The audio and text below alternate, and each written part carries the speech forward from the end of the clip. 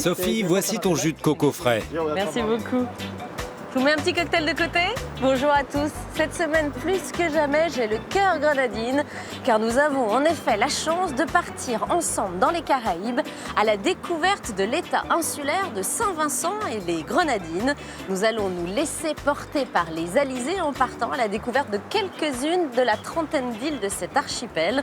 Refuge de la jet-set pour certains, havre de paix pour les autres. Vous allez voir que ce n'est pas seulement qu'un petit paradis des Caraïbes. En tout cas, je suis impatiente et très chanceuse de partir avec vous à la rencontre des Saint-Vincentais et des Grenadins. Bienvenue à tous, c'est parti!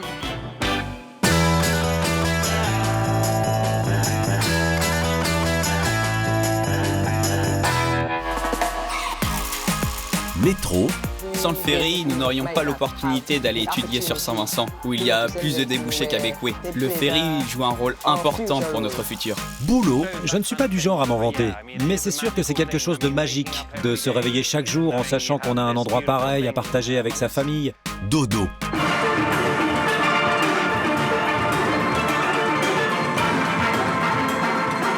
Dans les Caraïbes, Sophie Jovillard découvre un autre rythme. Mon père jouait du steel pan. C'est pour cela que j'ai voulu qu'il y ait un groupe avec nous aujourd'hui. Et de nouvelles priorités. Qui veut de la belle langouste fraîche? On se sent parfois un peu Robinson Crusoe ici. J'ai toujours aimé vivre seul. Ce n'est pas un problème pour moi. Il était une fois.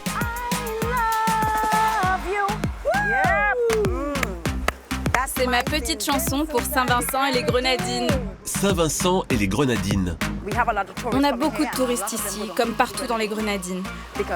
Parce qu'on a vraiment plein d'activités à leur proposer et énormément de choses à découvrir. Il y a des histoires qui racontent que certains ont gagné une île sur une partie de domino ou contre une bouteille de rhum. Un voyage 100% nature. On a l'air prête pour les tortues là. Super. C'est une histoire d'abeilles. J'ai toujours voulu avoir mes propres abeilles. L'observation des baleines, plutôt que leur chasse, peut changer toute la communauté. Nous, les habitants de Saint-Vincent et les Grenadines, nous savons qu'un changement arrivera. Welcome to St. Vincent and the Grenadines.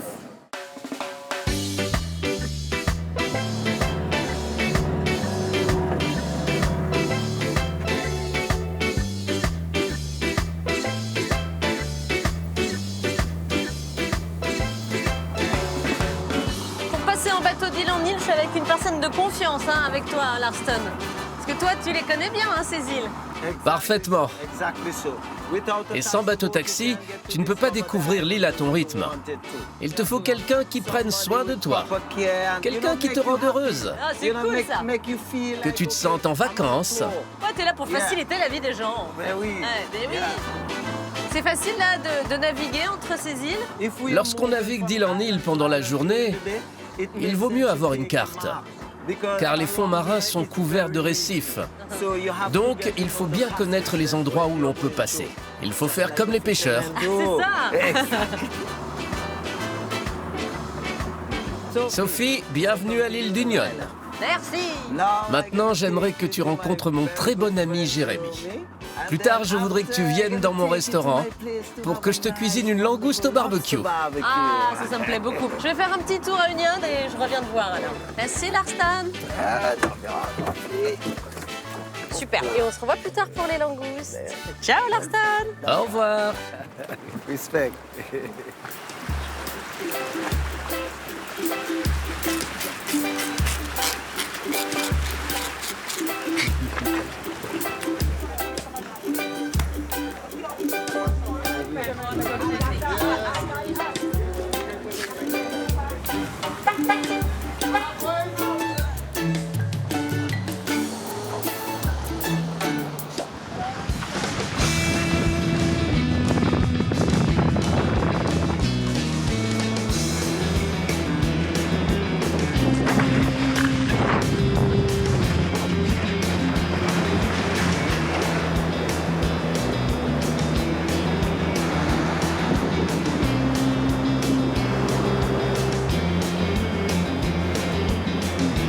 Il y en a un qui s'éclate là.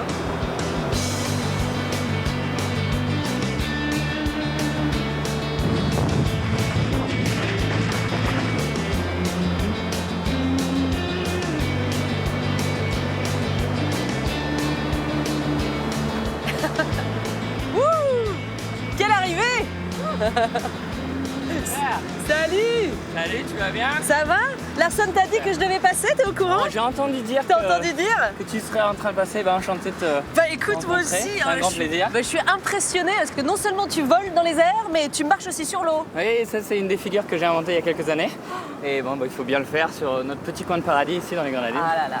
Les gens viennent du monde entier maintenant pour faire du kite ici. Ouais. Et c'est mon petit paradis. J'ai découvert ce spot il y a quelques années maintenant. Et depuis, je m'en passe pas. C'est mon endroit préféré au monde. Quel type de vent il y a ici exactement? Donc là, on a à peu près 20 nœuds de vent, ce qui sont des alizés qui commencent à arriver. Donc c'est un vent qui est très agréable, pas trop fort, facile pour apprendre le kite aussi, et qui nous permet de naviguer en sécurité et s'éclater. Ouais. Bon, c'est la première fois que je discute avec quelqu'un qui est quand même à 2 doigts de s'envoler. Hein.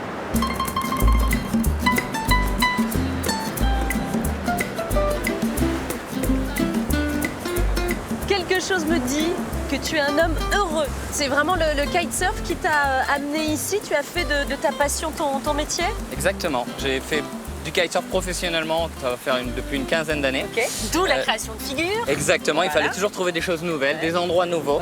Donc je voyageais à travers le monde entier depuis toujours. Et au bout d'un moment, j'ai eu envie de me poser. Et c'est ici que j'ai choisi de venir sur Union Island. L'avantage d'Union Island, c'est que c'est un petit peu le centre des Grenadines. Donc on a quand même des petits magasins, un aéroport. Donc on a un petit peu ce sens de civilisation. Et puis ton bonheur est communicatif, ça fait vraiment plaisir. Là, on quitte ton centre de kitesurf où tu travailles vraiment avec des gens d'Union, des locaux. Ah oui, l'idée de créer le centre de kitesurf ici, c'était d'aider un peu la communauté locale, d'employer beaucoup de gens locaux. On a beaucoup de jeunes qui ont abandonné l'école ou certains jeunes qui avaient des problèmes, qui traînaient dans la rue.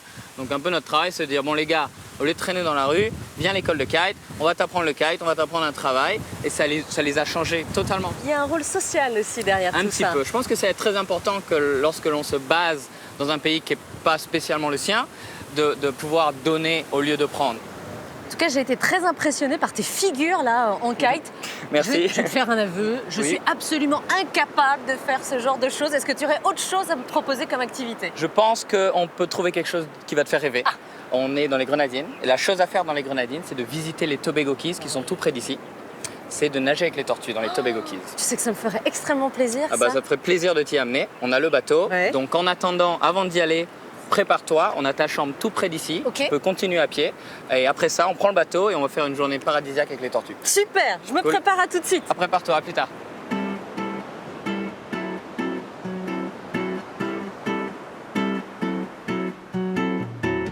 Pour rejoindre les îles Grenadines, l'océan est la voie royale. Chaque année, après la saison cyclonique, le souffle des alizés amène sur l'archipel nombre de navigateurs passionnés. Et le pays les reçoit avec soin. Des infrastructures, des dizaines de marinas, du personnel formé. L'archipel est un paradis pour plaisanciers. Nous avons des bateaux qui viennent ici du monde entier. D'Allemagne, de Finlande, de Norvège. Il y en a beaucoup ici. Et régulièrement, il y a des catamarans et des monocoques privés, par exemple, qui s'arrêtent. Notre rôle est de leur offrir le meilleur service possible à la façon locale. Le personnel de la marina peut apponter le bateau, mais également le laver de fond en comble et gérer toute la maintenance. Tout est fait pour accueillir avec soin des marins ayant parfois passé des semaines en mer. On m'a dit au bureau que vous seriez là pour 3 jours, c'est ça? Oui, nous repartons vendredi. Vendredi? D'accord. Alors pendant que vous êtes là, je vous connecte à l'eau douce et je vous recharge les batteries? Oui, s'il vous plaît. Ok, ça marche. Sam et Neil viennent d'Angleterre. Aujourd'hui, il y a beaucoup de vent et ça rend les choses un peu plus compliquées. Mais l'équipe est super et ils nous aident vraiment. À bord de Nemo, leur bateau, ils proposent des croisières dans les Caraïbes, principalement dans les Grenadines. Dans les Caraïbes, il y a toutes sortes de marinas. Il y en a de très grandes qui accueillent jusqu'à 600 bateaux, avec de grosses installations. Ici, c'est une petite marina. C'est beaucoup plus amical. Non pas que les autres ne soient pas sympas, mais ici, c'est plus... Intime, oui. Les Grenadines offrent un merveilleux terrain de jeu aux passionnés de navigation. Des îles proches les unes des autres et des vents toujours au rendez-vous. Dans la famille de Philippe Barnard, on vit sur les bateaux de la région depuis plusieurs générations. Il dirige aujourd'hui l'une des plus anciennes marinas de l'archipel. Naviguer, c'est dans notre nature. On saute sur le bateau, on part le long de la côte ou on traverse vers une autre île pour rendre visite quelques jours à des amis. Pour les Vincentais, c'est bien plus qu'un sport ou un métier. C'est un moyen de transport vital pour nous. C'est notre vie. Cette passion, Philippe a trouvé le moyen de la partager avec les autres. Erin et Jordan, voici votre instructeur pour la journée. Bonjour, enchanté. Salut! Mike, Eric et Jordan sont les propriétaires du Sander. Aujourd'hui, ils vont suivre l'un de leurs premiers cours de voile. Erin et Jordan n'ont pas exactement le pied marin. Nous venons du fin fond des États-Unis, le Missouri, c'est-à-dire aussi loin que vous pouvez l'être de n'importe quel océan. Nous n'avions jamais fait de voile avant d'acheter ce bateau. Des novices propriétaires d'un catamaran de luxe. Le couple américain a pu se lancer dans l'aventure avec sérénité. La marina de Philippe entretient leur bateau toute l'année et le rentabilise en le louant à d'autres clients lorsqu'ils sont absents. Le fait de le louer pour ces autres clients va nous permettre d'assumer les coûts de cet achat. Comme ça, dans quelques années, quand nous serons prêts à naviguer, plus de la moitié du bateau sera déjà payé.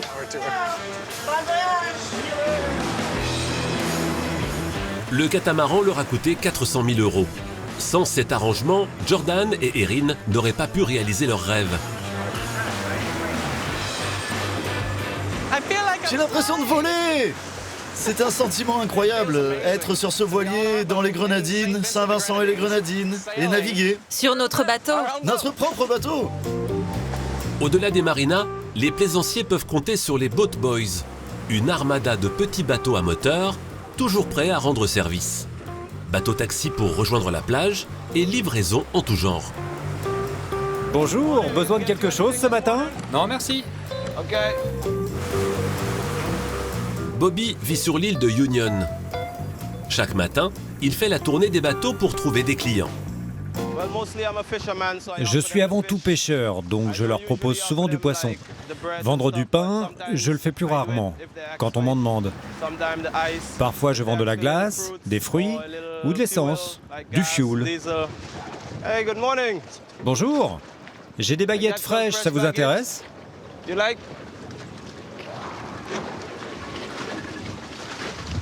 C'est combien? 20 $, 6 €. On a la surprise de trouver quelqu'un qui nous amène du pain frais, du pain chaud. En bateau. En bateau, t'es au milieu de l'eau et t'as du pain, donc ça c'est génial. Et puis on a déjà eu aussi des personnes qui nous ont amené des langoustes de bon matin. Là, tac, vous voulez une petite langouste? Thank you for the bread! C'est un chouette moyen pour rencontrer des gens. Parfois, on se fait de bons amis. Ils reviennent et on se retrouve. Moi aussi, j'ai toujours rêvé de traverser l'Atlantique à la voile. Je n'ai pas encore eu l'occasion. Un jour sûrement. En traversant l'Atlantique pour rejoindre les Caraïbes, les Grenadines sont les premières terres en vue. Terre d'accueil pour les amoureux de la mer et paradis pour les bateaux à voile.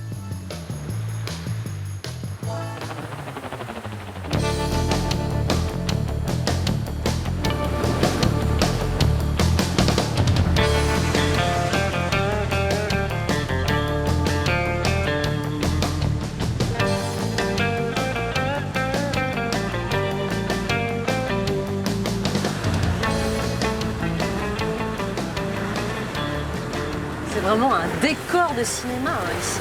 Ah, tu fais pas assez bien dire, c'est ici qu'ils ont tourné le premier film de Pirates des Caraïbes. Ah, c'est je sur me cette disais île aussi, là-bas. ça me rappelle quelque chose. Exactement, sur une des scènes où ils mettent feu au cocotier et ils enterrent du rhum, c'est là-bas, sur l'île de Petit Tabac. D'accord. Puis les couleurs sont sublimes là, hein, avec toutes ces nuances de bleu. En fait, j'ai un aveu à te faire, je suis daltonien. Donc ça veut dire que les couleurs, je les vois pas très bien, mais le bleu, quand on est daltonien comme moi, c'est une des couleurs qu'on voit le mieux. Ouais, ça t'arrange, toi, tu vois la vie en bleu et ici ça tombe bien. Exactement. Ah là là, cette plage elle est incroyable, là. Toi tu dois la connaître par cœur, mais moi je la découvre, c'est superbe. Ah, c'est une de mes plages préférées. Il n'y a rien dessus, il y a juste les personnes qui vont y visiter la journée. Tu peux mettre le Robinson Crusoe et personne t'en mettra. Et pour comprendre les Tobago Keys, alors c'est vraiment comme ça cet ensemble d'îlots qui sont des îlots inhabités. Exactement, ce sont des petites îles inhabitées. Ouais. C'est un marine park, donc c'est une zone protégée. Il n'y a pas le droit d'y pêcher. Tout est très sécurisé, c'est contrôlé aussi. Il n'y a pas le droit d'avoir des constructions. Ça permet de préserver l'environnement au maximum. Est-ce qu'ici, tu ressens les conséquences du dérèglement climatique? Oui, on est aux premières loges ici. En habitant dans une ville, on n'est pas témoin de ces choses-là. Ici, plein d'îles réduisent, je dirais, d'1 mètre par an. C'est énorme parce que les îles ne sont pas très élevées. Donc la montée des eaux se ressent énormément ici. On le voit même sur des petites îlots là-bas. Il y avait des cocotiers sur la plage il y a 4-5 ans, il n'y en a plus maintenant. Là, on va observer les tortues. De quelle tortue il s'agit exactement ici? Alors, nous avons de la tortue verte ici. Ouais. C'est des tortues qui se nourrissent principalement d'un herbier qu'il y a au fond de l'eau ici dans les Tobago Keys. Ça explique leur présence alors dans les Tobago? Exactement. C'est pour ça qu'elles restent ici. Elles se sentent en sécurité parce que c'est protégé. Maintenant, au niveau de la pollution plastique, c'est un des problèmes pour les tortues. Ce sont des plastiques amenés par les courants et l'on peut trouver des plastiques de tous les pays du monde qui s'échouent sur nos plages. Elles peuvent croire que c'est une méduse, elles peuvent le manger, s'étouffer et mourir. Le problème, c'est qu'on ne peut pas contrôler les plastiques qui dérivent. Donc c'est vraiment à chacun de faire un effort pour limiter leur consommation de plastique.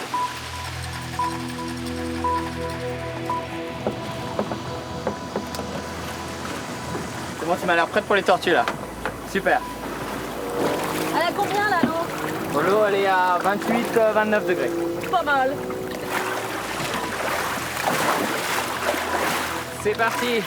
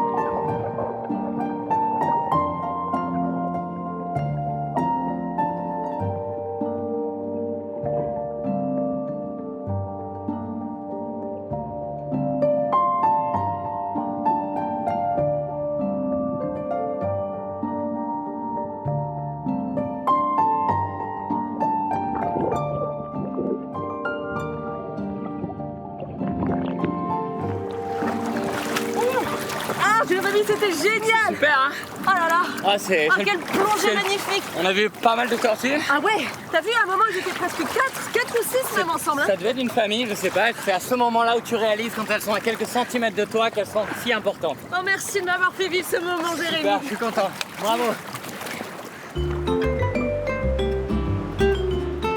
Hôtel de luxe, villa somptueuse, île privée, certains lieux de Saint-Vincent et les Grenadines ne sont pas accessibles à tous. L'archipel est un lieu de retraite privilégié pour certaines stars et grandes fortunes. Pierre Bellegarde en a fait son métier. Cet Américain d'origine haïtienne est agent immobilier spécialisé dans les biens de luxe. Il vient aujourd'hui rendre visite à Stuart, un Anglais sur le point de vendre sa villa sur l'île de Bequia. Waouh, regarde cette vue! Alors comment ça va dans ce lieu magnifique? Je suis là depuis 5 ou 6 ans maintenant. La maison est finie depuis l'année dernière. Et ça va être difficile d'en partir. J'imagine, c'est tellement beau ici. Beaucoup de gens viennent par ici. Ils cherchent de plus en plus de lieux tranquilles, très isolés. Ici, on est hors de tout réseau. On n'est même pas connecté à l'électricité. La propriété est totalement autonome. J'adore ça. Mise à prix de cette villa, 2 millions d'euros. Mais Pierre a d'autres propriétés à vendre. Nous vendons des villas de luxe, mais aussi des terrains ou même des îles entières. Regarde de ce côté-là. Il y a quelques îles privées à vendre. Celle sur la droite s'appelle Baliso.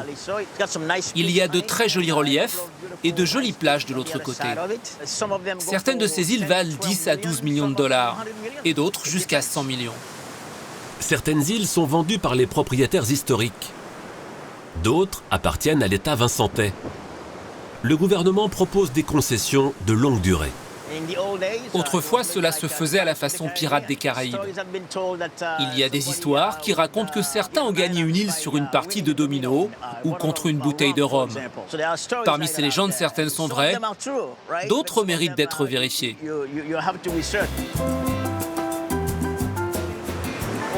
On se sent parfois un peu Robinson Crusoe ici.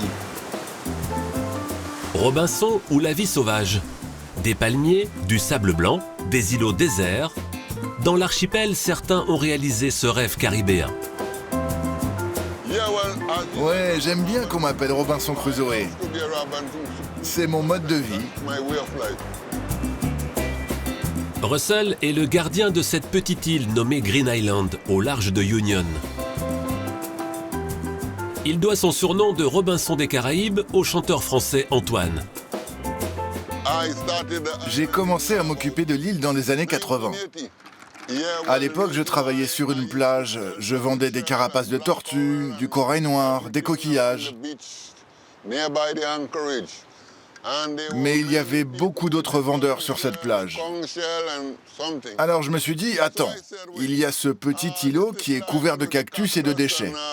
Et si j'allais tout nettoyer et en faire mon propre petit magasin? Russell entretient la petite île corallienne et la protège au quotidien. Il m'arrive de quitter l'île. Parfois, je m'absente 2 ou 3 mois pour le carnaval à Saint-Vincent, par exemple. J'ai toujours aimé vivre seul. Ce n'est pas un problème pour moi. Parfois, j'ai de la visite, mais la plupart du temps, je suis seul sur l'île. Un peu comme les marins qui font le tour du monde en solitaire, vous voyez? Eh bien, j'ai le même état d'esprit. Juste en face de la petite île de Russell, se trouve une île beaucoup plus grande, Palm Island. Une île-hôtel dont James Lane est l'heureux propriétaire. Quand il est sur place, il arpente chaque matin la côte de son domaine insulaire. Je ne suis pas du genre à m'en vanter, mais c'est sûr que c'est quelque chose de magique de se réveiller chaque jour en sachant qu'on a un endroit pareil à partager avec sa famille et avec les visiteurs. C'est un rêve éveillé et je suis bien conscient que j'ai énormément de chance. Regardez cette plage derrière nous, il n'y a pas un bâtiment. Vous pouvez ramasser des coquillages, vous baigner dans les piscines naturelles. C'est un lieu de déconnexion. Un site idéal pour se ressourcer, retrouver un peu d'équilibre dans nos vies modernes et parfois stressantes.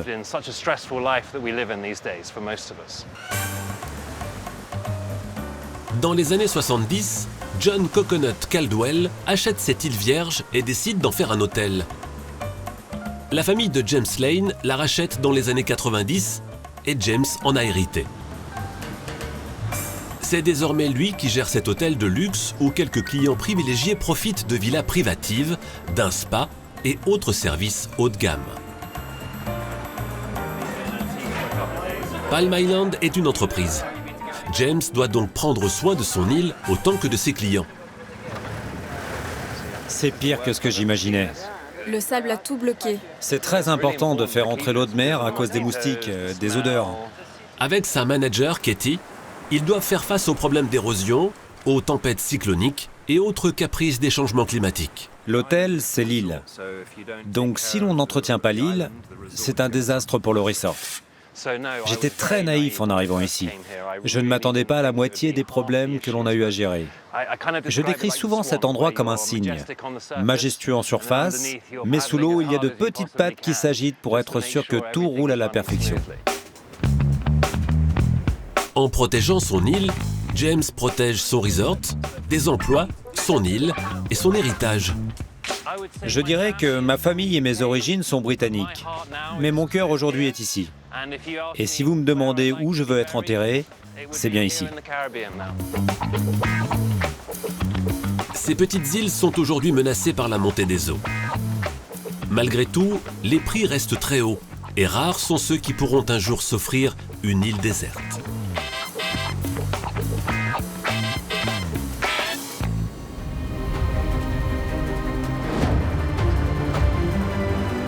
Santana, Isla Grand Vol.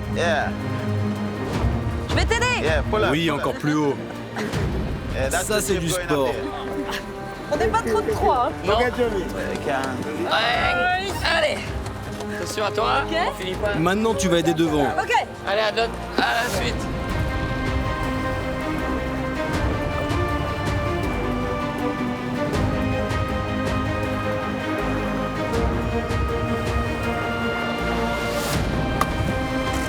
Bravo. Attention à la corde. L'équipage des pirates. Ça va, capitaine? Ouais, tout va bien. Ah, c'est génial d'être sur ce bateau. Franchement, il fait partie du décor ici dans les Caraïbes. On a vraiment l'impression d'être sur un bateau pirate, là. Ah, exactement, c'est vraiment une des dernières goélettes traditionnelles des îles ici. C'est-à-dire les pirates, ils naviguaient sur le même type de bateau fait à la main avec le bois cueilli sur les îles à même la Caraïbe. Donc oui, je pense que c'est l'expérience la plus proche que l'on peut vivre en étant que pirate, c'est ce qu'on est en train de vivre à présent. C'est pas une légende, hein, la présence des pirates ici dans les Caraïbes. Ils ont vraiment sévi dans tout l'arc antillais. Ah oui, exactement, les pirates se baladaient entre les îles, attaquaient des marchands. Les pirates faisaient partie de la vie quotidienne des marins à l'époque. Hein. Il fallait faire attention, il fallait surveiller ses bateaux, sa cargaison. C'est vrai ça, capitaine, ça fait partie un petit peu de l'histoire et de la légende locale. Oui, quand j'étais petit, on me racontait des histoires de pirates, qu'ils attaquaient les bateaux, ce genre de choses. À l'époque, je crois qu'il valait mieux ne pas les croiser. Aujourd'hui, il reste peut-être quelques pirates sur nos îles, mais ils ne font plus de mal à personne. Ce bateau sous voile est absolument magnifique. Pour moi, c'est une œuvre d'art sur l'eau.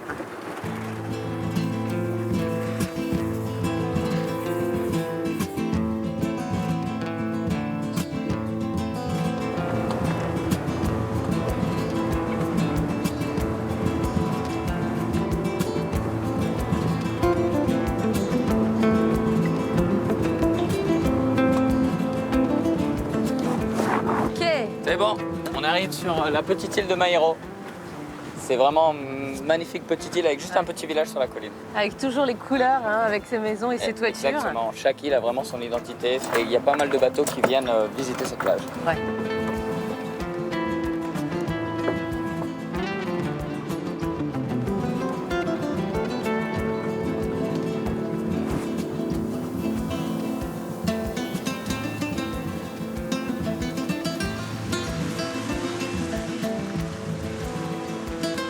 C'est joli là, ces petites cabanes installées directement sur la plage. C'est magnifique, c'est vraiment ce qu'il y a de plus typique de la Caraïbe. Les petites cases en bois avec leurs propriétaires devant à essayer de vendre ce qu'ils ont fabriqué eux-mêmes. Chacun fait son petit business sur la plage et essaie de bénéficier du tourisme qui vient visiter les plages. Et Maïro vraiment préserve ça. Exactement, c'est pour moi une des plus belles plages de la Caraïbe qui s'appelle Salt Whistle Bay. Je suis bien d'accord avec toi, c'est superbe.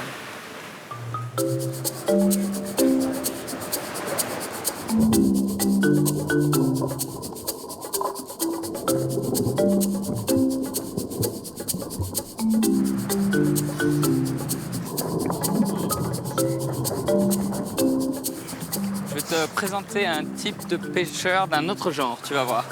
Ah ouais, en effet, ils n'ont pas du poisson là avec eux. Non. Hey, salut les gars. Je vous présente Sophie, les guys. Sophie. Comment vas-tu? Content de te rencontrer. What's your name? Philman. Ephraim. Ok. Les gars, montrez-lui ce que vous avez dans le sac. Ah, vous êtes des pêcheurs d'algues en fait, mais des algues assez particulières. Oui, on l'appelle œil de coton. On ne la pêche pas, mais on la cultive ici. Tu veux me dire quoi? Que vous êtes des jardiniers de la mer? Oui. En fait, ce que nous faisons, c'est de l'aquaculture. On est comme des agriculteurs, mais on fait pousser des légumes aquatiques. Le fait de les cultiver est nouveau, mais l'utilisation des algues est une tradition depuis toujours. Quand j'étais petit, je me souviens que nous faisions déjà des boissons à base d'algues. Bah, tu vas peut-être pouvoir nous montrer quels sont les produits que tu fais avec ça. Bien sûr, avec plaisir. Je vais te montrer ça.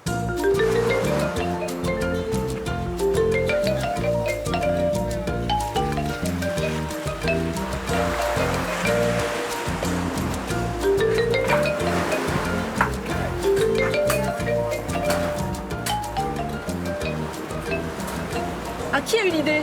de les cultiver, ces algues? Nous travaillons tous ensemble pour les cultiver et les ramasser.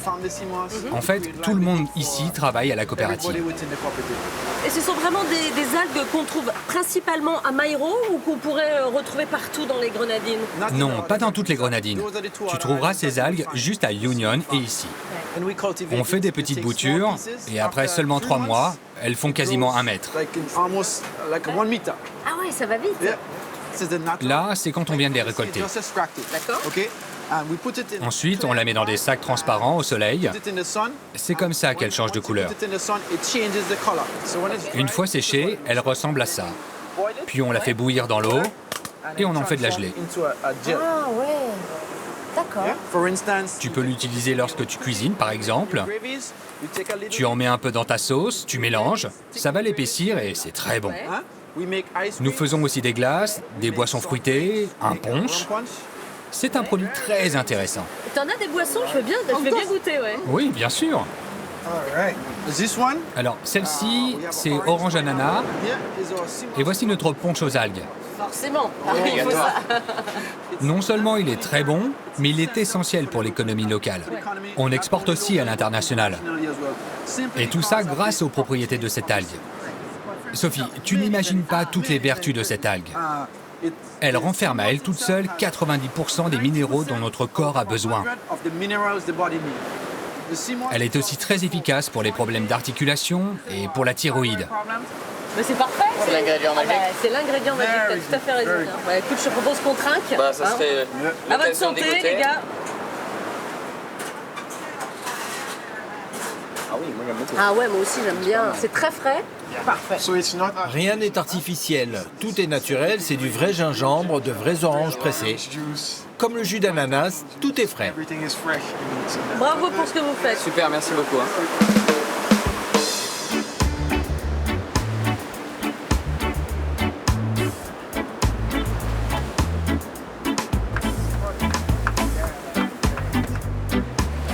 Qui veut de la belle langouste fraîche? Yeah, man. Génial. Eh oui, tu m'avais promis. Comment vas-tu? Ça va et toi? Je les ai attrapés à Canouan. Oh, ils sont magnifiques.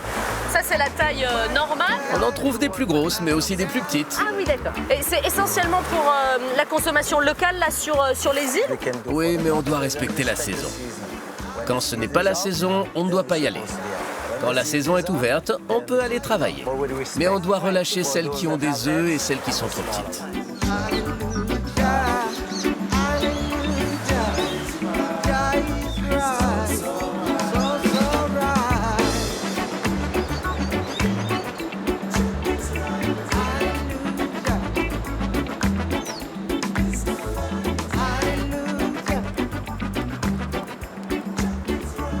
Tout va bien, Larstan?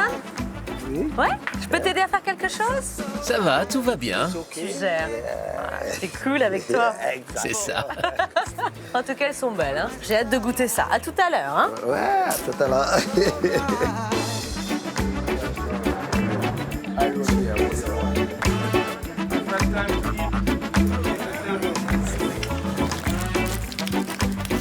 Waouh! Waouh! Les belles langoustes à l'ail cuites au barbecue. Waouh! Super, bravo chef. Avec une salade. Et voilà vos langoustes. Magnifique. T'es le meilleur, tu sais. Oui, mon pote. Alors raconte-moi quand même. Je mets de l'ail à l'intérieur et du poivre doux. Quelques carottes et bouilli dans l'huile. Et c'est comme ça que c'est bon, hein? Ouais, c'est très bon. J'ai l'impression qu'ici, tout le monde a trouvé son petit coin de paradis. Ah oui, ici, chacun a trouvé sa façon de faire et son petit bien-être qui nous permet de le partager aux touristes et aux gens qui viennent visiter. Ben moi, mon plaisir, c'est de partager avec toi ces langoustes. Tiens, je te donne la plus grosse part. Waouh! Pour toi, super. Tu l'as mérité. Merci beaucoup. Allez, bon appétit, mon ami. Bon appétit. C'est un régal. Voilà. C'est bon.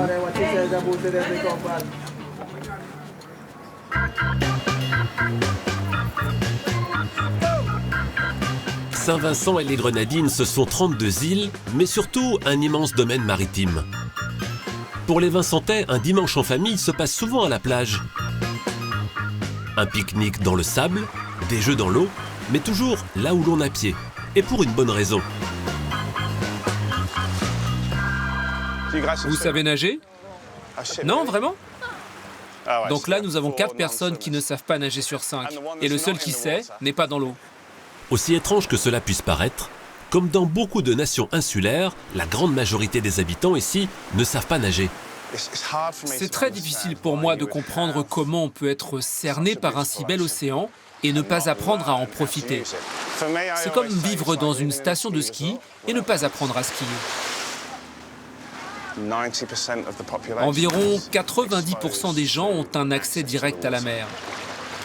Et parmi eux, seuls 10% savent nager. Il y a beaucoup de croyances autour de la mer. Et bien souvent, les parents ont peur que des drames arrivent à leurs enfants. Pour les Vincentais, ces eaux cachent des animaux mystérieux qui parfois prennent la vie des pêcheurs.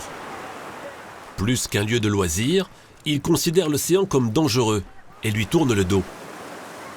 Conséquence, des noyades ont lieu chaque année, sur les plages ou dans les rivières au cœur des îles. Le système éducatif national doit comprendre que savoir nager est une question de survie. C'est une responsabilité morale d'apprendre à nager à la jeunesse locale.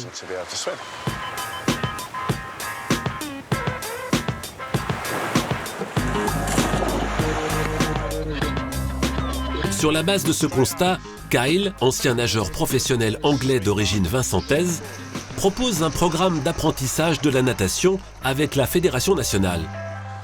Assurez-vous d'avoir les bras bien tendus, s'il vous plaît. J'ai vu beaucoup d'entre vous nager comme ça. Regardez mes pouces, je les croise. C'est plus facile pour la position des épaules. Mais à l'époque, la seule piscine municipale du pays était en ruine. L'un des problèmes majeurs à Saint-Vincent, c'était l'absence d'infrastructures pour mener à bien notre programme « Apprendre à nager ». Mais depuis, nous avons restauré cette piscine et le projet est devenu beaucoup plus accessible à tous. La natation devient de plus en plus populaire. Il y a eu un vrai regain d'intérêt et beaucoup de gens veulent désormais s'impliquer. Pour Kyle, le succès est total. Il donne des cours auprès des plus petits dans les écoles et a créé son propre club de natation. Prêt, 3, 2, 1, partez!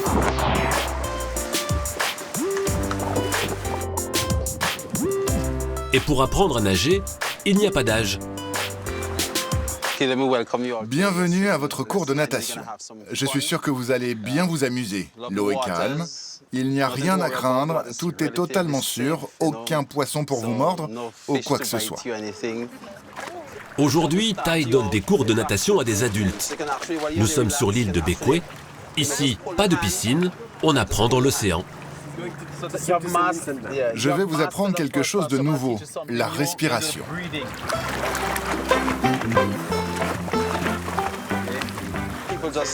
C'est la fierté qui pousse les adultes à penser qu'apprendre est réservé aux enfants. Donc ils préfèrent souffrir plutôt que d'abandonner cette fierté et s'inscrire à des leçons pour débutants. Crystal et Latonia sont institutrices. À 23 et 26 ans, elles prennent leur premier cours de natation. J'ai observé beaucoup de gens, dont des enfants capables de nager sur de longues distances. Et pour être honnête, j'étais un peu jalouse. Je trouvais ça formidable de voir des enfants capables de nager comme des poissons. Et je me suis dit, s'ils peuvent le faire, je peux aussi. Du coup, j'ai vu les cours de natation gratuits et j'ai saisi l'opportunité pour m'inscrire. Au final, je ne fais pas ça juste pour me relaxer ou pour le plaisir, c'est aussi important pour ma sécurité.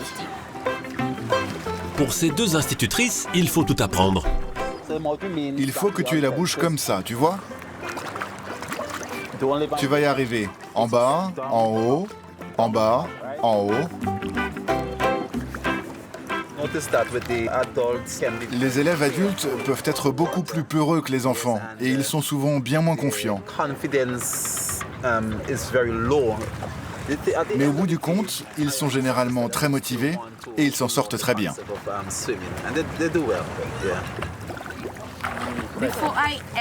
Avant d'entrer dans l'eau, je ne savais même pas flotter.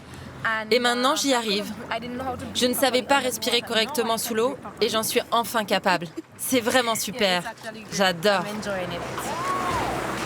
À Saint-Vincent, la nuit tombe sur la piscine de Shrewsbury et l'entraînement est désormais d'un tout autre niveau.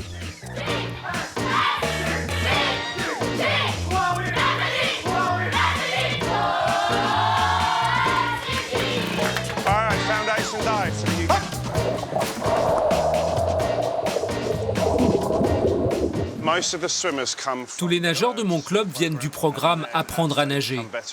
Dès qu'ils sont à l'aise pour nager, on introduit cette culture de la nage sportive. Parfois, ils viennent ici juste pour du loisir et prendre du plaisir. Et puis en progressant, ils prennent souvent goût à la compétition. 3, 2, 1, Certains de ces nageurs font partie de l'équipe nationale, comme Maya de Freitas, la pépite du club.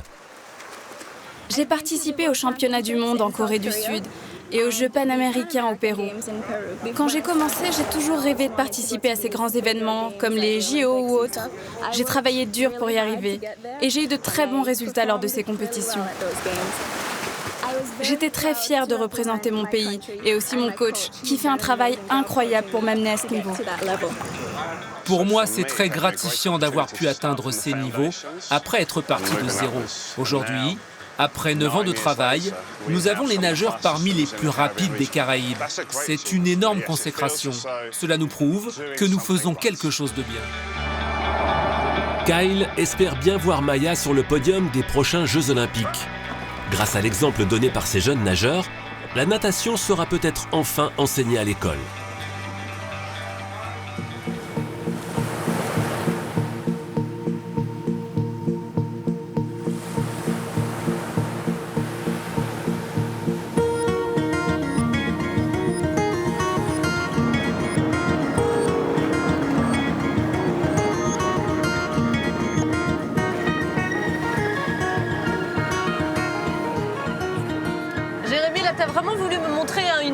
Facette d'Union Island. Je voulais partager avec toi cette diversité qu'on a sur l'île.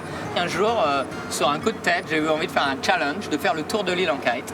Malheureusement, il y a des endroits où le vent tombe, mais je suis tombé sur des paysages spectaculaires ici. Je te présente Ricardo, il est là pour te parler un petit peu de cette mangrove magnifique ici.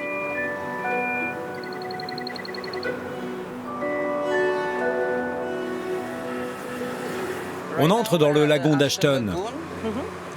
C'est un endroit unique de l'île car on y trouve 3 variétés de mangroves. Et cela n'arrive nulle part ailleurs. D'accord. Il y a la mangrove rouge qui protège les côtes, la mangrove blanche qui prévient l'érosion du sable et la mangrove noire permet aux oiseaux de nicher. On voit les flamants roses une fois par an. Et beaucoup d'espèces de poissons utilisent cette zone comme nursery. Comment expliquer que cette mangrove a été aussi bien préservée ici? Alors c'est une des plus grandes mangroves du sud de la Caraïbe, mais malheureusement ça n'a pas toujours été le cas.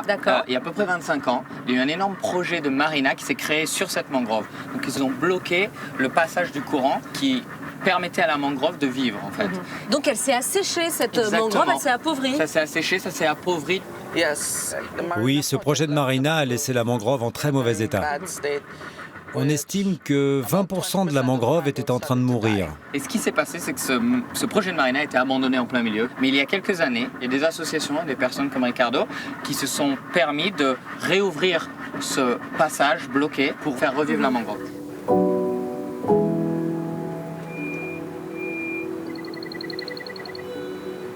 Pour toi, c'est vraiment quelque chose d'important. Quel a été le déclic pour toi? C'est une histoire d'abeilles. J'ai toujours voulu avoir mes propres abeilles. Parce que les abeilles jouent un rôle très important dans la mangrove? Bien sûr. Elles aident à polliniser les fleurs, ce qui contribue à augmenter plus rapidement la surface de la mangrove. Il y a quelques années, en 2016, les abeilles ont fait leur apparition sur l'île. Avant, il n'y avait pas d'abeilles ici? Jamais. Il n'y a jamais eu d'abeilles ici. Et elles sont arrivées ici comment alors exactement? Elles sont arrivées de l'île principale, Saint-Vincent. Le responsable des apiculteurs est venu dans mon école donner un cours sur ce métier. Après les cours, on s'est assis pour discuter et il m'a dit qu'il avait un grand projet. Il m'a demandé si je voulais y participer. Je lui ai bien sûr répondu oui, que j'adorerais.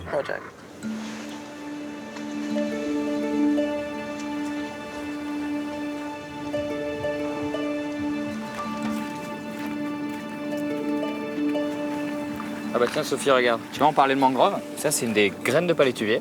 Ah ouais. T'as vu que la façon dont elle est faite? Ouais, elle est très fuselée. C'est-à-dire que lorsqu'elle tombe de la mangrove, de l'arbre, elle se plante directement dans le sable et ça repousse. La nature est vraiment bien faite, hein. Tu pourrais la planter ici et laisser ton empreinte. Ah, génial. Ouais, très bonne idée. Je vais le planter. C'est suffisant, là, Ricardo, tu penses? Oui, parfait. D'accord. Et donc après, ça va devenir ça? Oui, et si tu reviens dans 3 ans, elle sera haute comme ça. D'accord. Et moi, je reviendrai voir.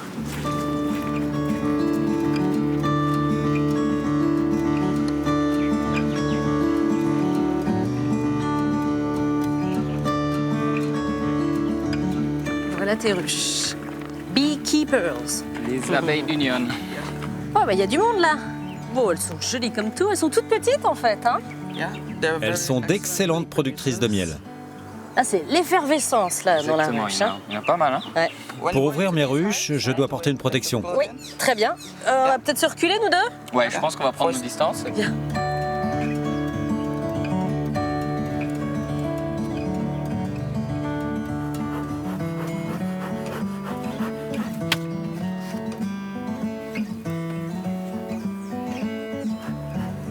Voilà notre production de miel ici, sur l'île d'Union. On peut s'approcher, ça va? Oui.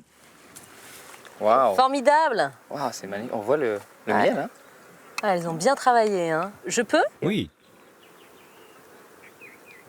Waouh. Délicieux. Oh, il y a beaucoup de goût. Très, très bon. On dit bravo les abeilles, merci la mangrove et félicitations à Ricardo. Hein. Super, Ricardo, t'es meilleur. Merci.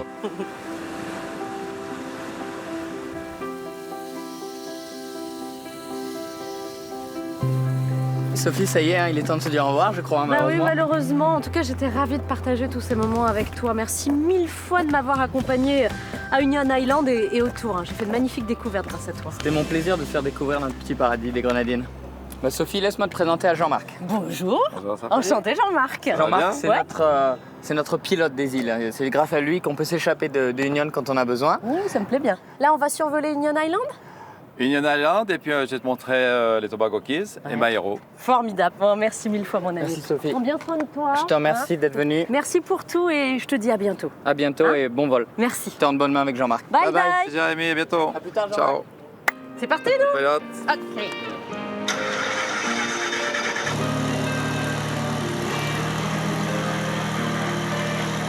Aujourd'hui, on a de la chance, il fait un temps de folie. Un temps pour voler.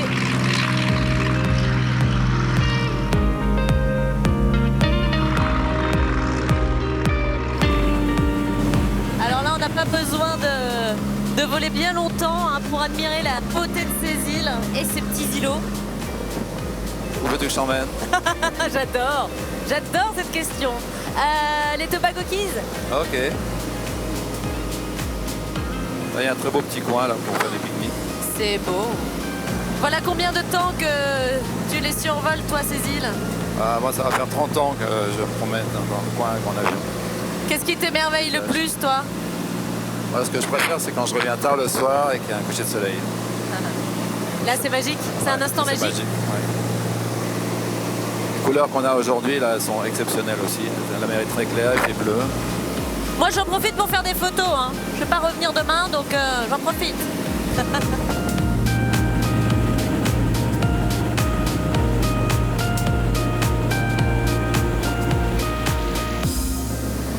Elle est magnifique. Ouais. On dirait qu'elle nous sourit, cette île. C'est incroyable. Qu'est-ce que c'est beau. T'as un petit coup de cœur, toi, pour une de ces îles? Ouais, j'aime bien toutes les îles, franchement. Ouais. Maïro est une très belle île. Mais oui, j'ai mangé des langoustes ici, chez Larston. Salut Larston. Wouhou.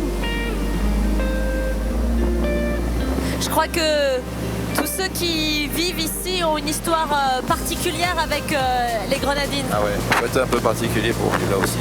C'est vrai? Pourquoi tu dis ça? Parce que c'est un peu éloigné, on n'a pas les... C'est une vie spéciale, c'est une vie avec la nature. Ouais. Donc il faut aimer ça, il faut être passionné, sinon on reste pas. Waouh, waouh, waouh, waouh, waouh. Ah, je suis une privilégiée quand même. Hein. Merci mille fois pour ce vol absolument exceptionnel. C'était un plaisir, franchement. Pour revenir, on hésitera sur Paris Notre-Île encore. Avec grand plaisir.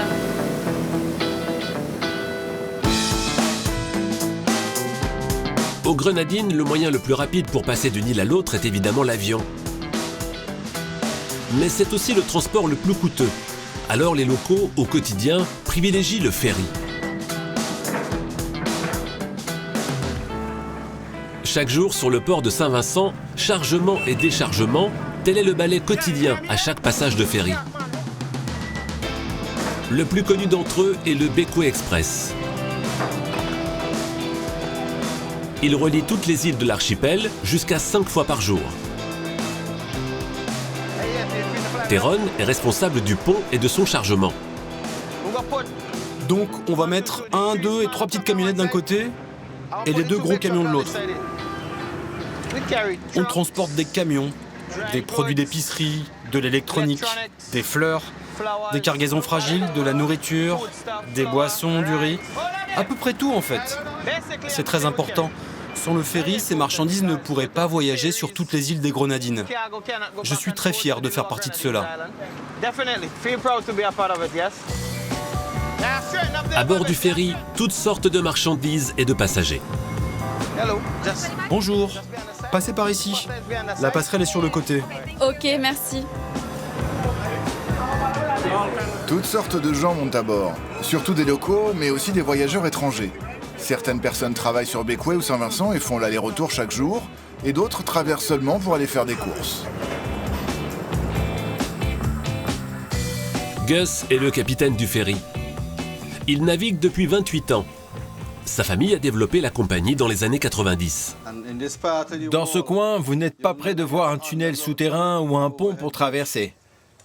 Alors il faut que ce ferry fonctionne en permanence. Avant le Bequia Express, la liaison entre les 2 îles voisines n'était pas si fréquente et se faisait avec des bateaux beaucoup plus petits. Les autres îles étaient développées, mais c'était impossible d'apporter les conteneurs. Les engins de chantier et les gros camions chargés de matériel de construction. La vie à Bequia a changé. Aujourd'hui, tout est beaucoup plus simple. Le développement n'est pas seulement matériel. À bord du Bequia Express, des écoliers font la traversée chaque jour pour se rendre en cours. Sans le ferry, nous n'aurions pas l'opportunité d'aller étudier sur Saint-Vincent, où il y a plus de débouchés qu'à Bequia. Sur l'île principale, il y a plus d'ouverture à la connaissance. On peut apprendre bien plus de choses qu'à Bequia. Le ferry joue un rôle important pour notre futur. Auparavant, les jeunes Vincentais qui espéraient étudier dans de bonnes écoles devaient habiter sur l'île principale. Il fallait donc avoir les moyens de se loger et quitter sa famille pendant plusieurs semaines. Sur le bateau, on a le temps de se détendre avant d'aller à l'école. On joue ensemble, on s'amuse. On prend du bon temps avant d'aller en cours pour étudier. Pour naviguer jusqu'à Bequia, le ferry prend environ 1 heure. Pour les passagers, c'est l'occasion de prendre des nouvelles du village. Tout le monde se connaît. On vient tous des mêmes îles et on se retrouve sur le bateau. On échange, on bavarde, on prend un verre ou parfois on joue de la musique. Pour nous, c'est plus qu'un simple moyen de transport. Entre Bequia et Saint-Vincent, il y a beaucoup plus de navettes que pour les îles du Sud. Pour cette traversée, il y a plusieurs bateaux par jour. Mais au Sud, il n'y en a qu'un.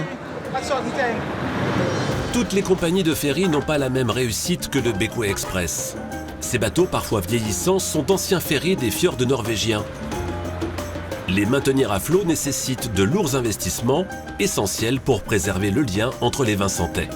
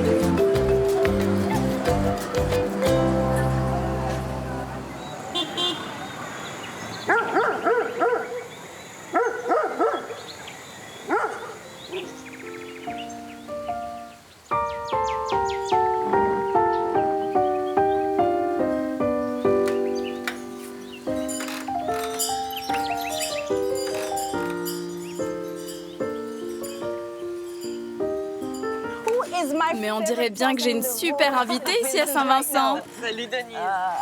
Tu prenais le thé en m'attendant. Alors, c'est pas mal ici, non? Comment tu trouves la maison? C'est parfait ici. Qu'est-ce que c'est beau, voilà. C'est calme. Et puis alors la vue, là, ici, c'est magnifique. Mais on a plein de choses à faire toutes les deux ensemble. Et je suis là pour ça.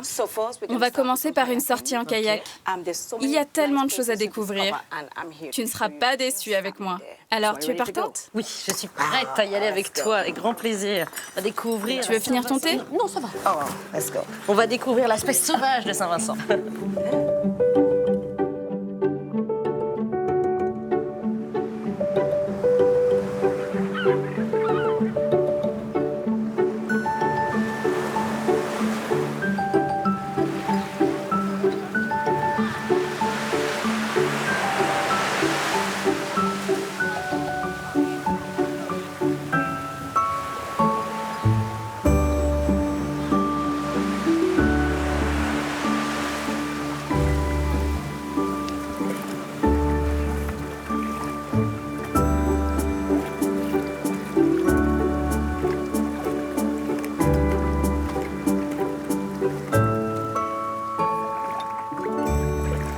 Alors voilà une activité que tu aimes bien pratiquer ici, ma chère Denise, le kayak de mer.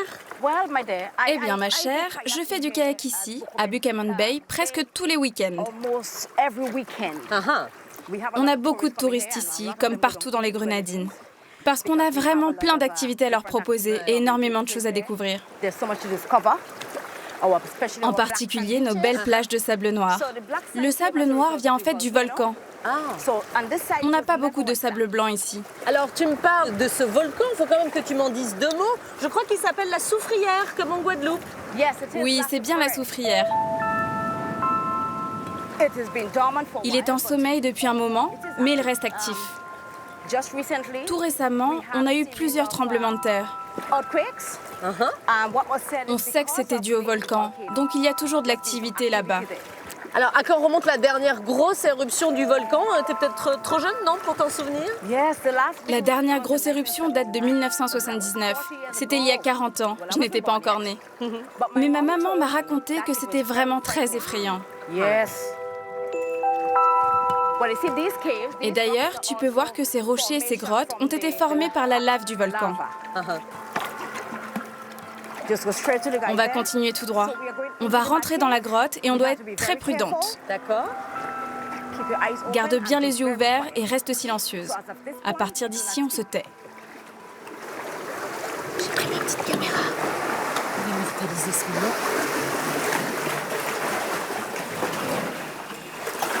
Ah, c'est magnifique. Des petits crabes sur la paroi.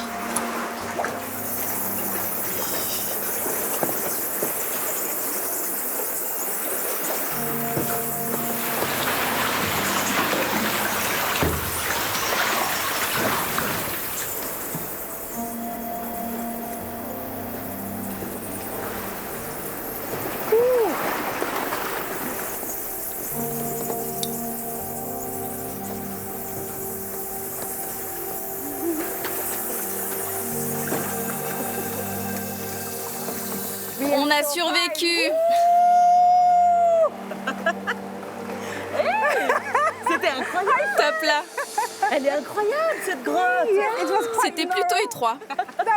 C'est la première fois que c'était aussi intense. Tiens, je vais te chanter quelque chose. St. Vincent, my homeland. We give you no mansion, no gold, no diamond. Yet, I love you a million.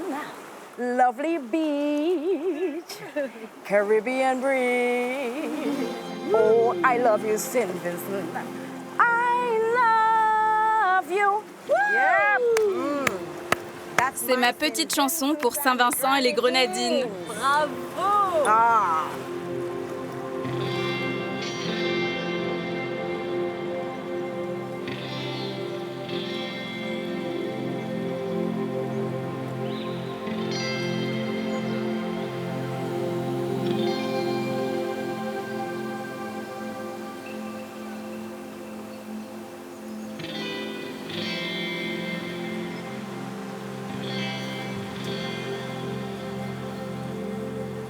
Alors où tu m'emmènes cette fois, Denise?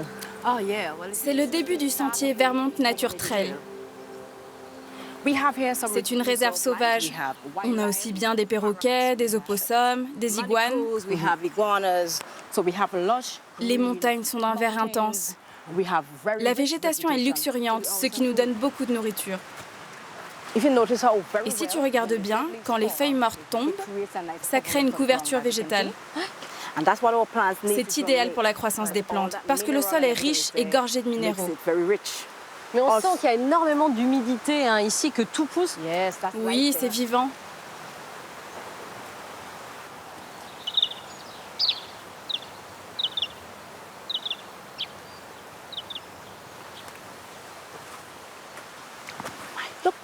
Regarde Sophie, là. Wow. T'as vu?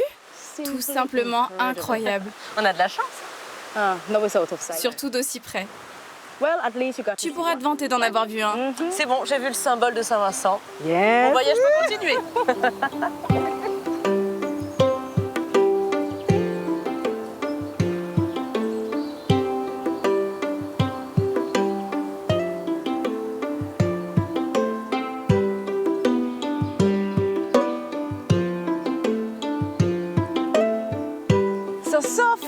Alors Sophie, je te présente mon voisin. Bonjour monsieur. Le grand fermier Couli. Vous avez un beau jardin. Bonjour monsieur. Bonjour madame. Bonjour monsieur. Bonjour monsieur. Alors c'est ça que tu es venu chercher ici? Oui, c'est ça. C'est ce qu'on va utiliser. C'est du calalou. Alors c'est riche en fer. Qu'est-ce qu'on mange en fait? Les tiges ou les feuilles? Tu coupes tout. D'accord. Et on va prendre tous les autres ingrédients pour faire notre soupe. Des édos, des patates douces, des bananes, un peu de ciboulette. On met tout ça à bouillir et mon ami, tu vas déguster la meilleure des soupes de calalou. Tu vas m'apprendre à faire ça. Système D.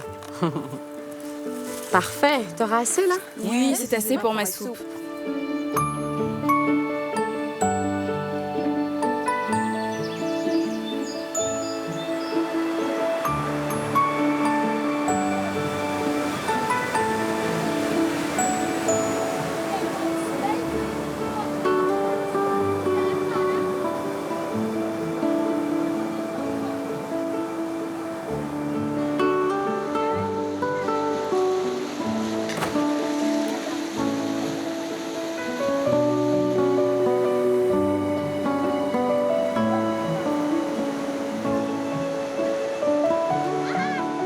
Avec tout ce qu'on a fait ensemble, Denise, on tord un peu le cou aux idées reçues. La vie à Saint-Vincent-les-Grenadines, dans les Caraïbes, ça peut être aussi ça. C'est pas seulement les plages et les croisières sur une eau translucide. On a vraiment besoin que les gens voient ce côté-là de Saint-Vincent. Et j'ai vraiment apprécié que tu passes un peu de temps pour voir notre culture, notre manière de vivre. Parce qu'au final, c'est le meilleur endroit au monde.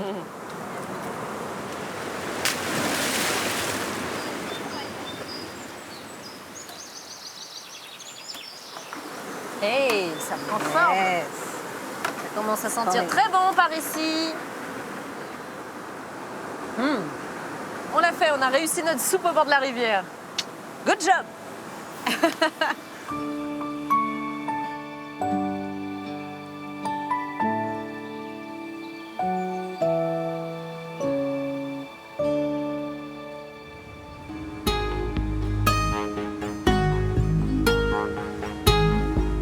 Si petites soient-elles, les îles Grenadines regorgent de richesses naturelles. Sur les hauteurs verdoyantes, comme dans leurs eaux profondes. Sous les coques des voiliers peuvent se cacher les plus gros mammifères marins de la planète. Des animaux de légende, baleines, dauphins et de nombreux autres cétacés. Une aubaine pour l'économie touristique. On va voir des baleines. Et de la pêche. L'archipel est un des rares pays au monde à continuer la chasse à la baleine. Dans le village de Barwali, on chasse une centaine de cétacés chaque année. La ville est d'ailleurs surnommée Blackfish Town. C'est ainsi que l'on nomme ces petites baleines pilotes, proies préférées des pêcheurs. Louise Mitchell travaille à la protection de l'environnement local. Depuis peu, sa fondation propose à des chasseurs de baleines de se reconvertir en guides d'observation. Alex et Lennox sont les premiers du village à déposer le harpon. Vous avez vu quelques dauphins? Non, pas de dauphins. Pas aujourd'hui. C'est vraiment merveilleux de travailler avec eux, car ils sont très enthousiastes à propos de ce nouveau projet. L'observation des baleines est finalement plus lucrative et cela a plus de sens par rapport à l'environnement. Cette chasse, souvent présentée à tort comme séculaire, a été introduite par les colons européens. Je dis toujours, surtout à mes enfants, que mes ancêtres n'ont jamais chassé. Ils ne tuaient pas les baleines auparavant. Ils avaient l'habitude de s'asseoir sur la plage et d'observer les baleines. Donc ce n'est pas une tradition pour moi. Un ancien baleinier est le mieux placé pour emmener des gens observer les baleines, parce qu'il connaît ces créatures, leurs habitudes, il sait où les trouver. En plus, ces messieurs offrent des sorties éducatives gratuites et même des tours à des prix locaux que les familles de l'île peuvent s'offrir. C'est pour moi une nouvelle étape de vie, une évolution vers quelque chose de meilleur. Donc je suis content et très fier de ce que je fais. Les deux hommes démarrent tout juste cette nouvelle activité à bord de ce bateau offert par la fondation de Louise. Aujourd'hui, ils partent ensemble en repérage. Ok Lennox, c'est le moment pour nous de trouver quelque chose, non? Et pour maîtriser leur sujet, ils ont aussi bénéficié de formations. Je suis allé en Patagonie pour en apprendre un peu plus sur les baleines et savoir comment se rapprocher d'elles pour mieux les observer. Il y avait plus de baleines avant et elles venaient plus près des côtes. Leur population a baissé. Et puisque nous en tuons beaucoup, les cétacés ont tendance à nager en profondeur. Auparavant, pour chasser la baleine, on partait à 2,5 km. Maintenant, il faut aller 3 fois plus loin. Regarde de l'autre côté du bateau. Vois s'il n'y a pas des dauphins par là. Il y a des dauphins partout dans ce coin. Ils vont venir tout près du bateau. Quand nous étions petits garçons, c'était génial. On était posés sur la plage et on les voyait sauter dans l'air. On se demandait, mais elles pèsent combien? Comment elles peuvent s'élever aussi haut que ça? Même des gens depuis les montagnes ou les collines les voyaient de loin et s'écriaient « Waouh !» Mais à Barwali, la reconversion d'Alex et Lennox ne fait pas l'unanimité. Les cétacés restent ici un moyen de subsistance important.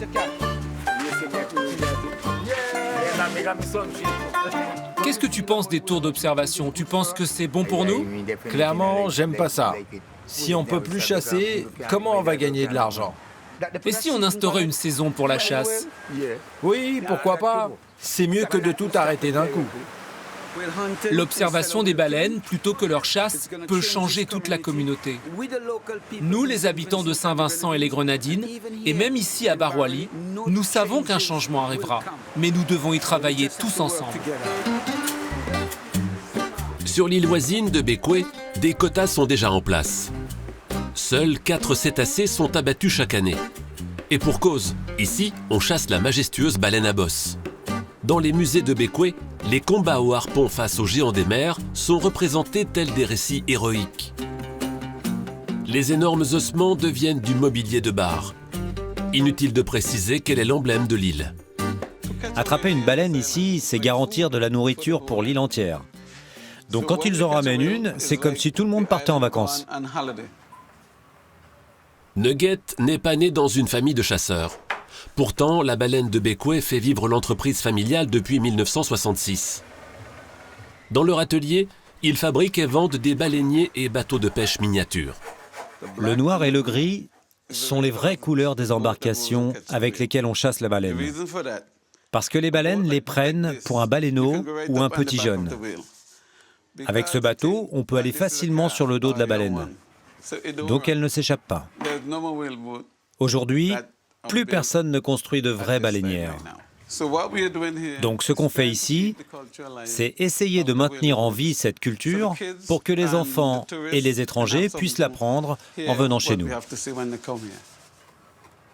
Cette culture de la chasse persiste à Saint-Vincent et les Grenadines comme au Japon, en Islande ou en Norvège. Des exceptions remises en cause par souci de préservation des espèces. Chez ces chasseurs des Caraïbes, certains anticipent déjà la fin d'une époque.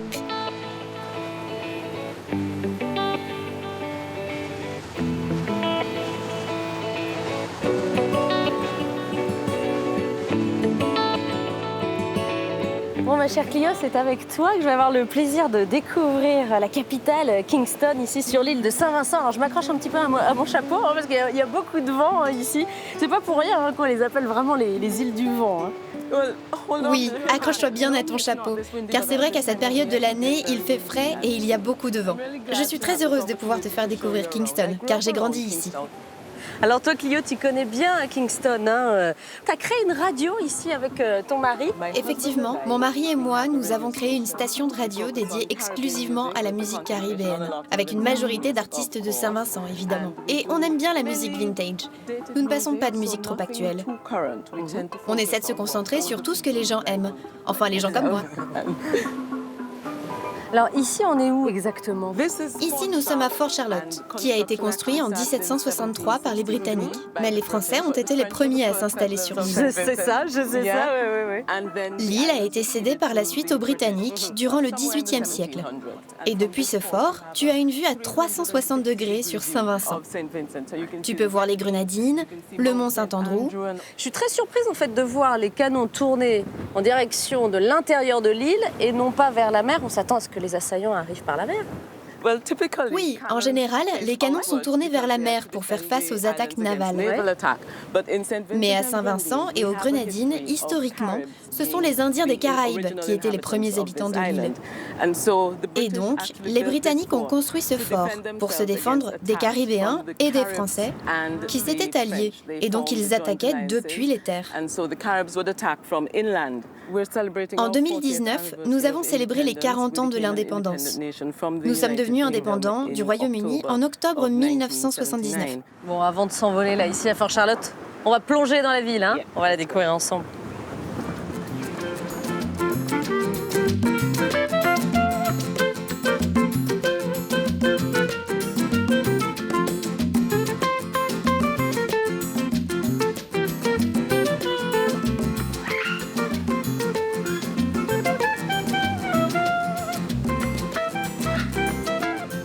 Ça fait du bien d'être dans ce jardin. Quelle bonne idée d'être venu ici. C'est un des plus anciens de tout le continent américain. Ça sent bon là. Et je voulais te montrer cet arbre, appelé l'arbre boulet de canon, et sa fleur qui est notre emblème national. Ah ouais, elle est magnifique cette fleur.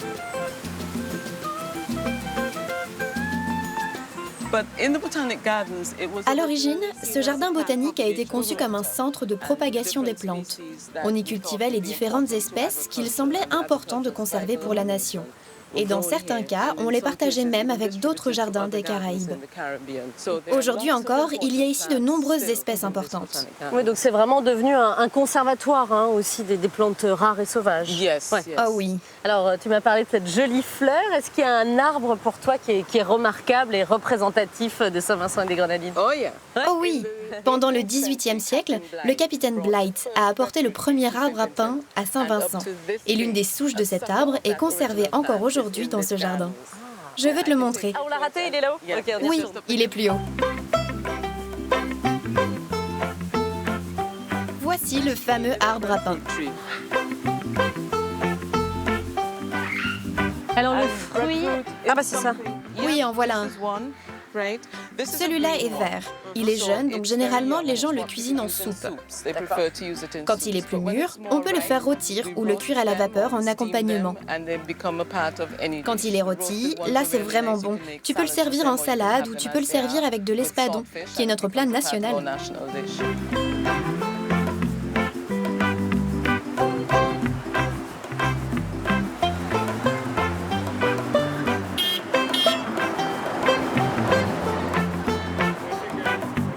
Il y a vraiment un contraste saisissant entre Saint-Vincent, Kingston et le reste des Grenadines. C'est quand même deux mondes, non?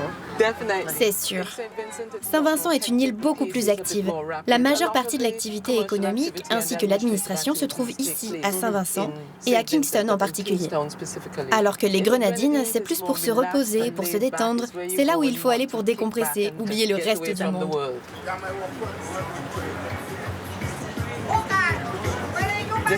Écoute, c'est notre radio, Sweet Radio SVG. Et à n'importe quelle heure, tu peux écouter de la calypso, du reggae ou du soca.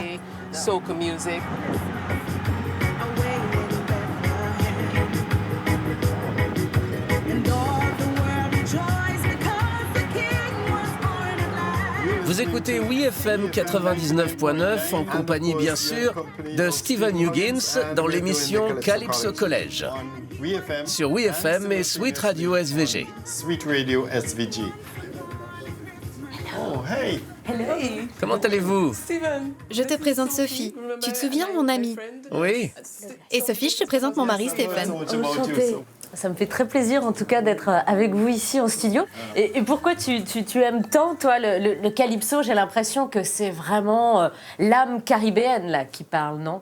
Certains disent que le calypso est apparu à Trinidad, mais il s'est rapidement répandu dans le reste des îles. Et ensuite, nous avons développé ce genre musical autant que les autres pays des Caraïbes. Pour moi, c'est aussi une musique de carnaval. Est-ce que je me trompe? Oui, le calypso est une musique de carnaval. Mais c'est aussi une musique qui parle des liens sociaux qui construisent une communauté. Tout ce qui se passe dans la société se retrouve dans les paroles du calypso. Le calypso, c'est un peu comme les journaux papier. Je crois que c'est aussi une des raisons qui font que ce programme, Calypso College, est si populaire.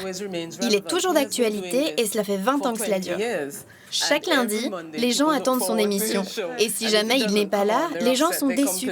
Ils se plaignent et se demandent ce qu'il se passe. Je crois que c'est grâce à la pertinence des messages, la pertinence de la musique. Les gens s'identifient aux paroles des chansons. Est-ce que vous auriez un exemple, vous, de paroles de chansons calypso? Ah oui, bien sûr. Attends, je vais te mettre de la musique.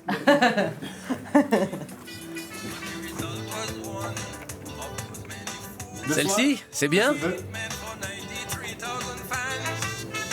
Rum caused me to lose a calypso crown. Rum caused me to let all my people down. Rum caused me to live with dignity.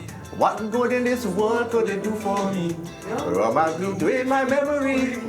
Rum had me deep in misery. As far as I see exclusively, rum wasn't made for a man like me. C'est génial.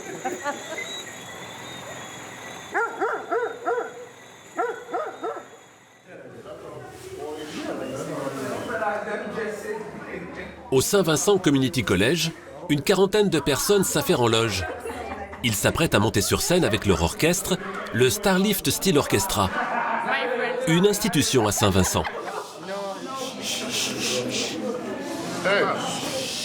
Le premier morceau, ce sera Alléluia, et le second, Maria Maria. Avec notre orchestre, on joue des styles très différents.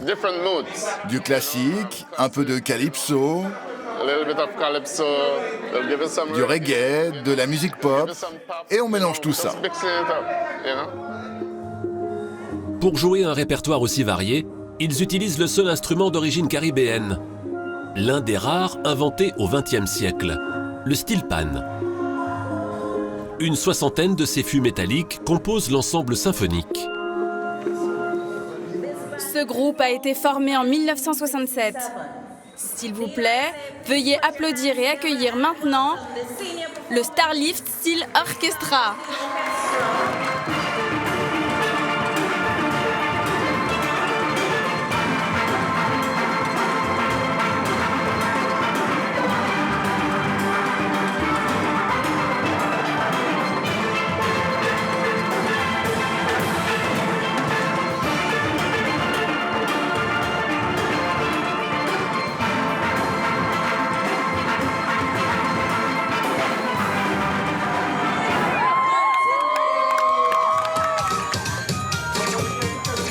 Dans les îles Grenadines, on vit en musique.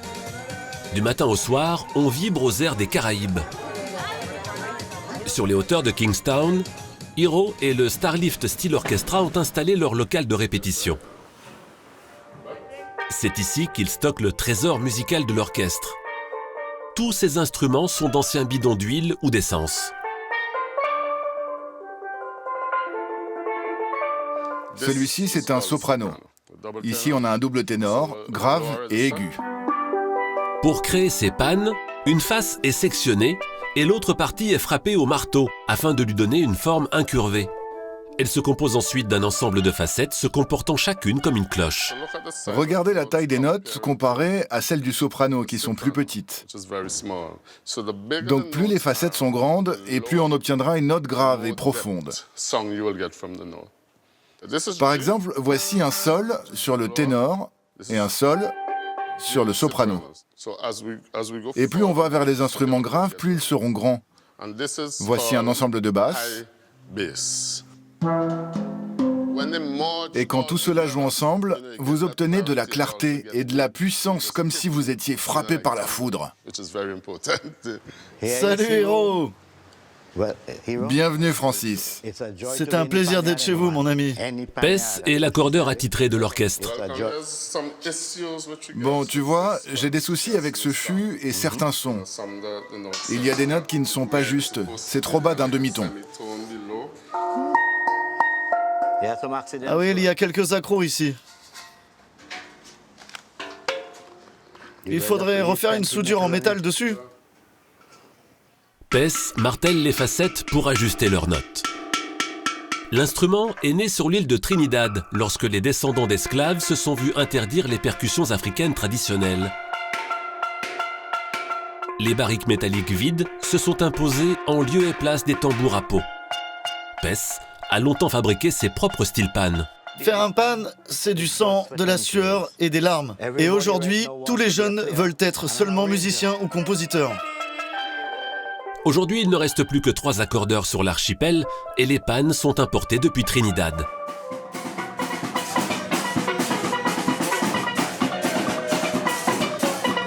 Pourtant, ces orchestres accompagnent tous les moments de la vie des Vincentais, les joyeux comme les plus tristes.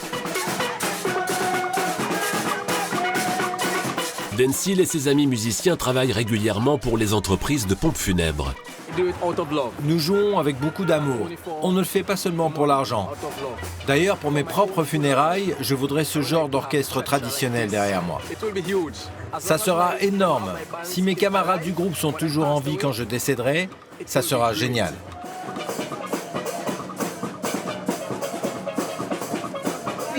Avant, il n'y avait pas d'orchestre. Aux funérailles, les gens chantaient. Aujourd'hui, ça a évolué culturellement et nous avons souvent des steel bands aux funérailles. Mon père jouait du steel pan. C'est pour cela que j'ai voulu qu'il y ait un groupe avec nous aujourd'hui. C'est plus facile de traverser l'épreuve des funérailles en musique.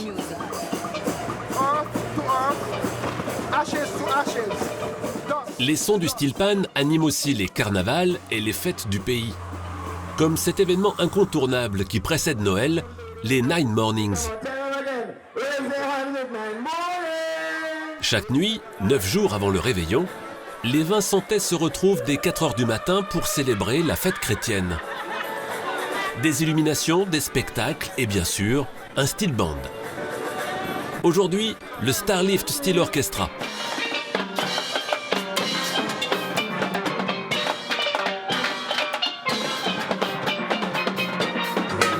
Les Nine Mornings à Saint-Vincent, c'est une tradition très importante. La fête à notre façon, vous voyez. Nous sommes le seul pays au monde à organiser un tel événement. C'est super pour nous de jouer dans la rue. On amène le spectacle du groupe auprès des gens.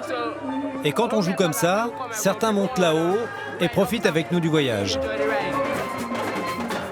Comme pour le carnaval, l'orchestre joue en procession et fait le tour de la ville. Kingstown se réveille alors en douceur au son du steel band. Regardez, le ciel devient clair, le soleil se lève.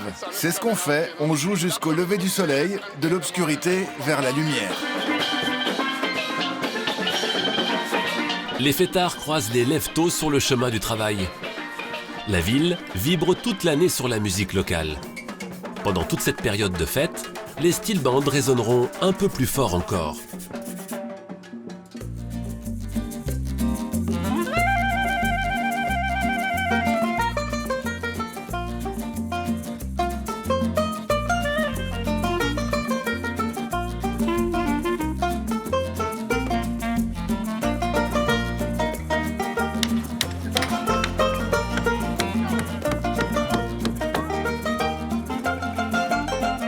Que quelque chose se prépare dans ce village.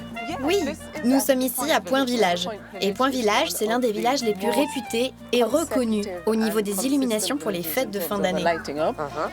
Nous sommes au début des fêtes des 9 Mornings, les 9 matins. Est-ce que tu peux couper les morceaux de scotch? We're ready, man, we're ready. Bonjour mesdames. Salut Tamika. Salut, comment ça va? Je vous présente Sophie. Ravie de te rencontrer. Bonjour Sophie. Donc Tamika est responsable de la cérémonie d'illumination du village. Pour bien comprendre, en fait, il faut que vous m'expliquiez d'où elle vient cette tradition. Les 9 matins avant Noël, on se lève à 4 heures du matin. On se rassemble et on chante. On profite du moment ensemble, c'est un moment de partage. Surtout pour les enfants qui reçoivent des petits cadeaux. Ils sont tout excités car ce sont eux qui attendent le plus Noël. Cette excitation, alors, on la ressent pas seulement chez les enfants, j'ai l'impression chez les adultes aussi. Pour être honnête Sophie, je pense que c'est les adultes qui en profitent bien plus que les enfants. C'est vrai? Est-ce qu'on peut t'aider dans tes préparatifs? Donc là, tu as décidé de faire une cloche. Oui, donc il faut bien sûr suivre les lignes de la structure et ensuite tu fixes les LED avec du scotch.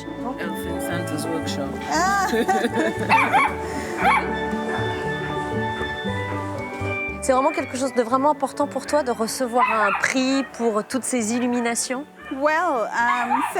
C'est sûr que depuis que j'ai pris en charge le comité, je veux poursuivre la série de victoires du village. Personne n'aime perdre. Mais ma motivation principale reste les enfants. Ah oui. Parce que je le fais d'abord pour eux. C'est quelque chose qu'ils aiment et qu'ils attendent toute l'année. Je n'ai pas le droit de les décevoir. Oh, t'as l'air tout émue.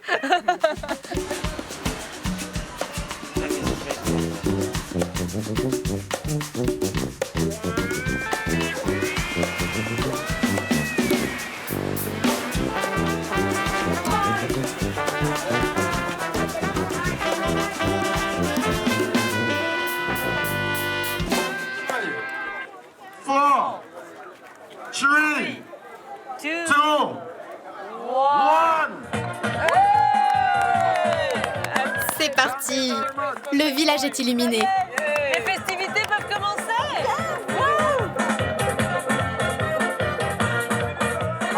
Tu es heureuse? Très heureuse. Bravo. C'est vrai qu'en arrivant dans le village, je m'attendais pas à ça là. Oui, et c'est si spectaculaire que ça attire beaucoup de gens ici. Et c'est même devenu une attraction touristique incontournable. Merci beaucoup en tout cas. Bravo encore. Bravo encore.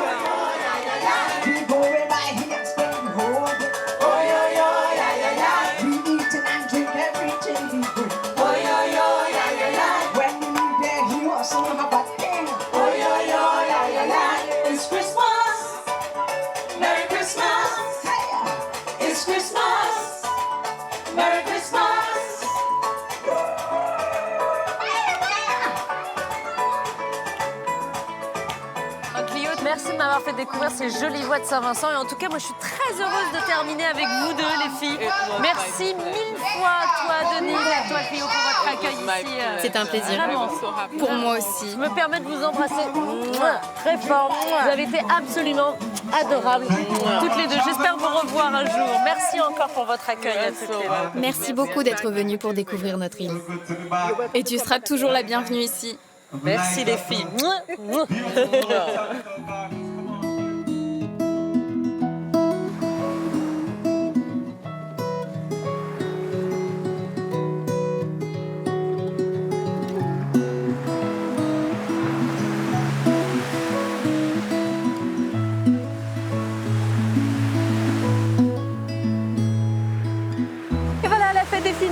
échappées belles aussi, il est temps de partir. J'espère que vous aurez su apprécier ces échappées belles. Alors quand on fait référence aux Caraïbes, on pense forcément à des destinations de rêve. J'espère que nous sommes allés au-delà de la carte postale et que nous avons pu vous montrer le quotidien des Saint-Vincentais et de Grenadins qui ont été absolument charmants. Et un merci tout particulier à Jérémy, Denise, Cléo et les autres de m'avoir accueilli ici aussi gentiment et chaleureusement. Si vous voulez revivre ces aventures, eh bien vous le savez, il y a le replay. On peut aussi se donner des nouvelles sur les réseaux sociaux.